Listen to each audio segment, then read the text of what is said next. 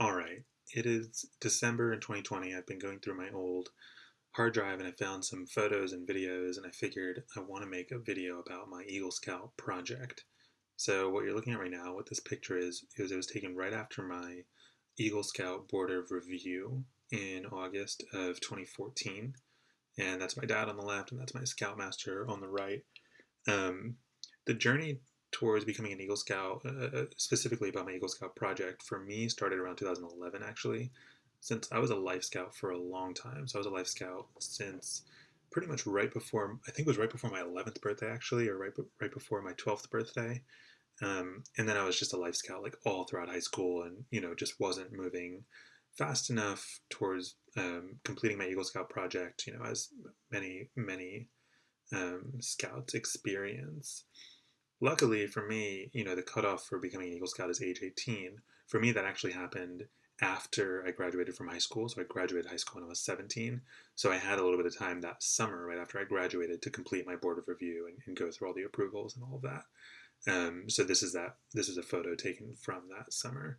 I have some other photos from then as well. So August 11th, 2014. That's my Eagle Scout badge, or sorry, card. This is actually a gift that my friend's mom gave me, a little ornament. Okay, that's my badge and pins there. And then this is another photo for my board of review. So, um, like I said, the journey actually started in 2011. I'm going to pause this here and cut in a video that I made of my original Eagle Scout project proposal. This proposal did not go through, and I had to readjust in 2013 and kind of come up with a new project idea. But let me show that video from 2011. Hello, this is Neil Shankar. I am currently at the John James Audubon Center, and for my Eagle Scout project, I would like to repair two of the canoes. I'll be repairing one seat and two of the cross beams. So I'll show the canoes now. Right now I'm at the dock down at the Perkiomen Creek. So this is the canoe that needs a seat repaired. Right now we have a temporary seat in, and there's just styrofoam what the seat is.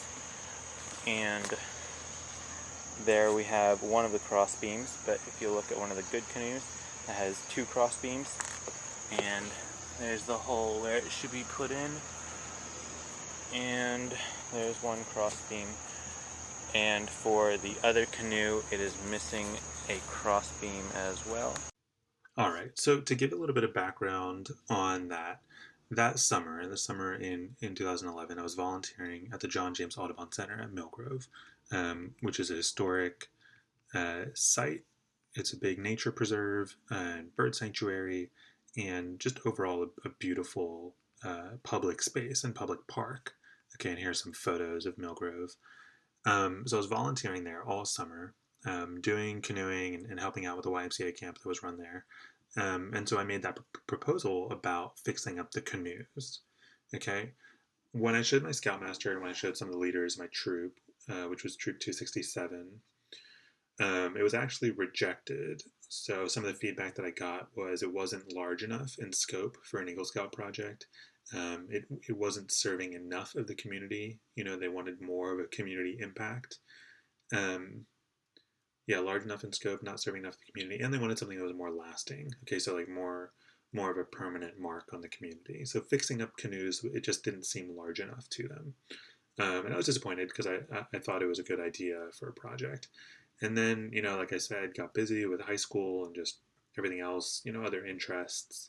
So by time I make another proposal, it is 2013, and let me show some photos from that. So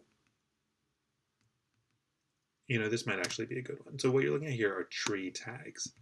So the John James Audubon Center has a ton of different species of trees, especially native species of trees, types of trees, and they aren't labeled for the public. So, working with some of the coordinators there and people that I knew from volunteering there, I was able to identify.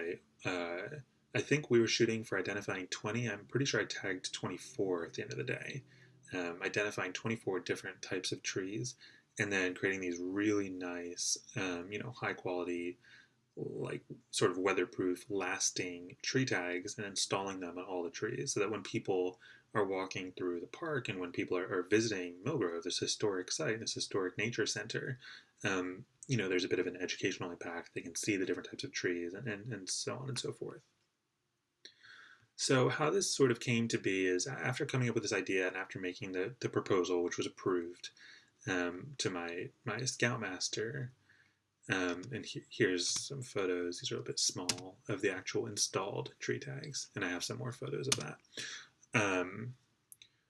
Well, one of the big challenges of this project was figuring out. Let me see if I can find this photo. Was figuring out how to actually pull off the tree tagging.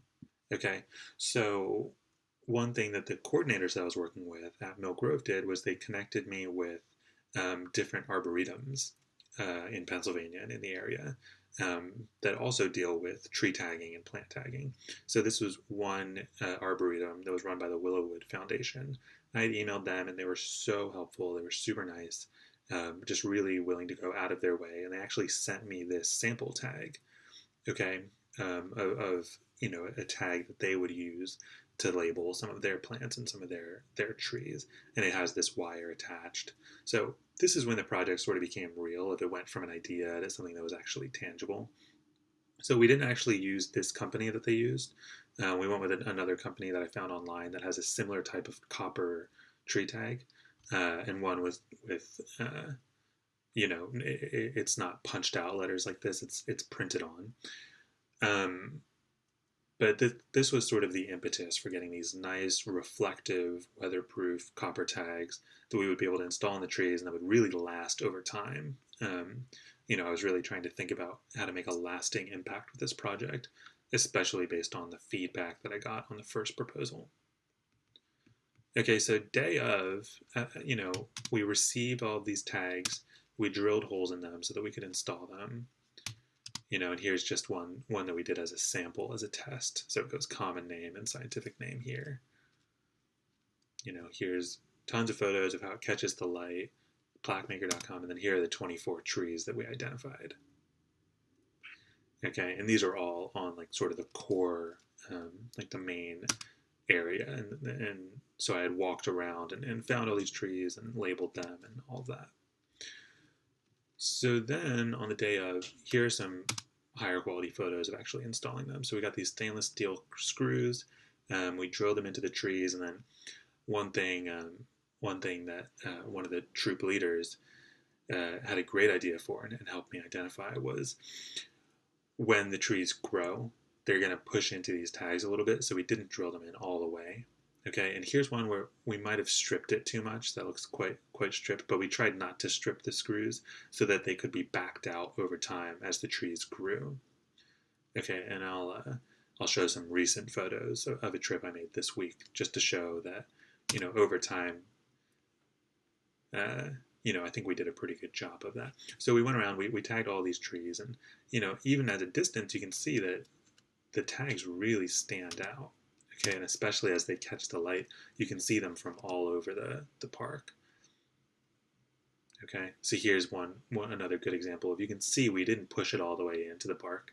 We left a little bit of room for the tree to grow, with the idea that, over time these would also need to be backed out a little bit. Okay, so I also did, and this is part of a report that I put together in the final proposal, one thing that we did that the coordinators at Millgrove asked us to do was, while we were going around and tagging these trees, they had two other tasks for us. So one of them was, clearing out some of the brush and overgrowth around a lilac shrub. Okay, so it was being, really infringed upon. It was being choked by vines. It was being, the growth conditions weren't great. They also had a problem where the groundskeepers weren't always sure what was, a tree or a shrub that they wanted to preserve and that they wanted to grow, and what was just brush that needed to be cleared out. So doing things like this, where we're identifying, like, look, there's a tree in there, or there's a shrub in there that needs to grow, it helps the groundskeepers know not to mess with that. Okay, so that's the lilac shrub. And then So that's another picture of how these vines, we were able to just sever them. So there's some of the installed tags, installed tags, installed tags. There's one more. Okay, so here's the catalpa. Okay, so it's the same thing. So there's a catalpa sapling. It's completely unidentifiable, okay, from the surrounding grass and brush. And they wanted this catalpa to grow. So what we did is we just put up temporary fencing around it. So 4 stakes and some wire fencing that Millgrove provided. So it's just a little bit more that we were able to do to give back to the center while we were out there tagging those trees. Okay, so like I said, this was all going down. The actual project was going down in either late 2013, probably I want to say like late 2013, and then with my board of review happening in 2014. What I did this week, which again it's December in 2020, is I went back to Mill Grove and just checked in on it and saw, how's everything doing, how are the tags, and let me see where those photos are. I think they should be here.